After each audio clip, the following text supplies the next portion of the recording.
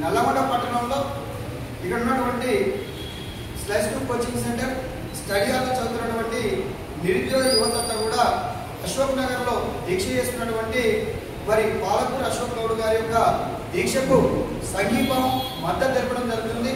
తను చేస్తున్నటువంటి దీక్ష అంటే ఈ ప్రజాస్వామ్యబద్ధమైనటువంటి భారతదేశంలో పాలకులు అనే వాళ్ళు కనీస క్వాలిఫికేషన్ లేకుండా పాలకులుగా ఎన్నిక కావడం విద్యార్థులు మనం చేసుకున్న దౌర్భాగ్యం.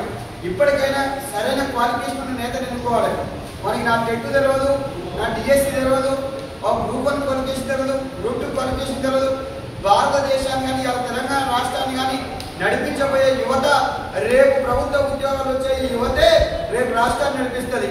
రాజకీయ నాయకుడు అనేవాడు 5 ఏళ్ళు ఒక్కోసారి మారిపోతాడు, కానీ ఉద్యోగం వచ్చిన పిల్లవాడు 30-35 సంవత్సరాలు సర్వీస్ చేసి ఆ రాష్ట్ర భవిష్యత్తు తీర్చిదిద్దాడు.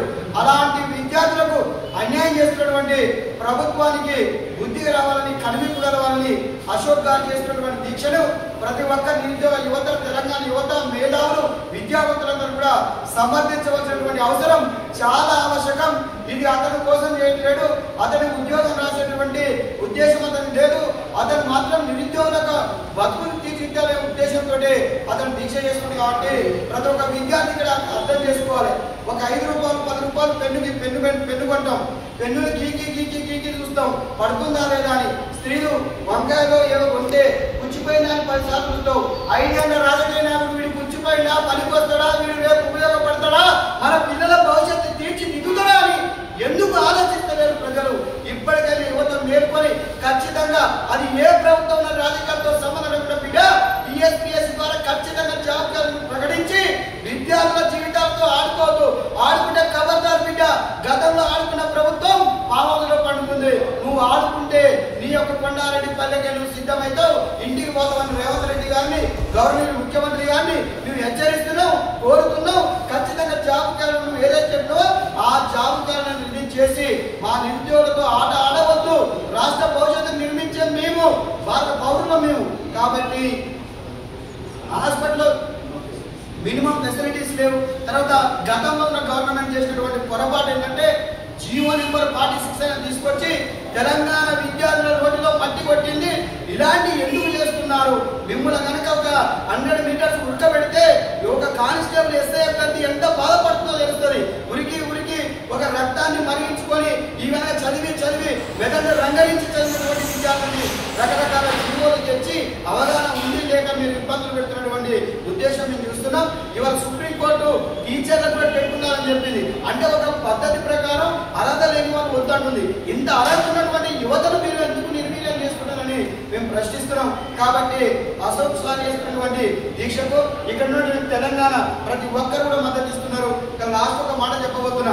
ఎంత సిగ్గుచేటు అంటే గ్రూప్ 1 ఇప్పటికి 2-3 సార్లు ఎగ్జామ్ జరిగి రద్దయి మరి ఏం చేయడానికి, బర్లా రాయడానికి గ్రామాల గారు అనుకున్నారా? సన్యాసిగా పడతారా రాజకీయ నాయకులారా అని ప్రశ్నిస్తున్నా. ఎందుకు సౌకర్యారా చేత కాకపోతే పక్కన జరగండి. ఇన్నిసార్లు గ్రూప్ 1 రద్దు చేస్తే మీకే కాదురా తెలంగాణ ఆత్మగౌరవం దెబ్బతింటున్నా నా కొడకల్లారా. ఎందుకంటే ఒక్కొక్క విద్యార్థి పోరాటం చేసి ఆత్మబలిదానం చేస్తే తెలంగాణ రాష్ట్రం వచ్చింది. ఒక్క ఎగ్జామ్ నిర్వహించలేని సన్నాసి ప్రభుత్వాలు ఉంటెంత ఊడితెంత.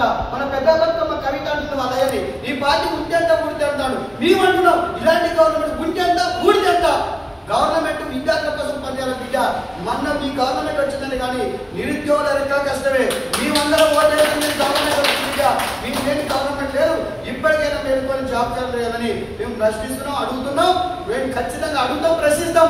తెలంగాణలో ఇవాళ యువతకు తెలివి వచ్చింది, రాజకీయ చైతన్యం వచ్చింది. ఒక అప్పలే కాదు, ప్రతి ఒక్కరిని ఎమ్మెల్యే కానీ మంత్రి కానీ ముఖ్యమంత్రి ఎవరైనా మేము ఓటేస్తే ముఖ్యమంత్రి అయినా ఖచ్చితంగా మేము ప్రశ్నిస్తాం బిడ్డ.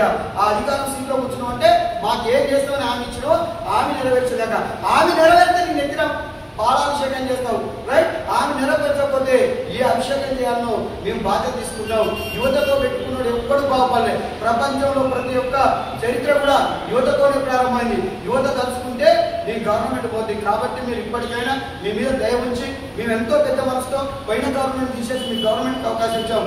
మీరు కూడా పెద్ద మనసు చేసుకొని మా మీద నోటిఫికేషన్ చేసి జాబ్ క్యాలెండర్ ఇచ్చి మా విద్యార్థుల మనోగతాన్ని అర్థం చేసుకుంటారని తెలియజేస్తూ గవర్నమెంట్ పెద్దలందరికీ కూడా మరొకసారి మీకు చాలా కృతజ్ఞపూర్వకంగా మేము అడుగుతున్నాం. ఖచ్చితంగా నోటిఫికేషన్ జాబ్ క్యాలెండర్ చేయండి. ఓకే, జై తెలంగాణ. నిరుద్యోగుల ఐక్యత, నిరుద్యోగుల ఐక్యత, నిరుద్యోగుల ఐక్యత.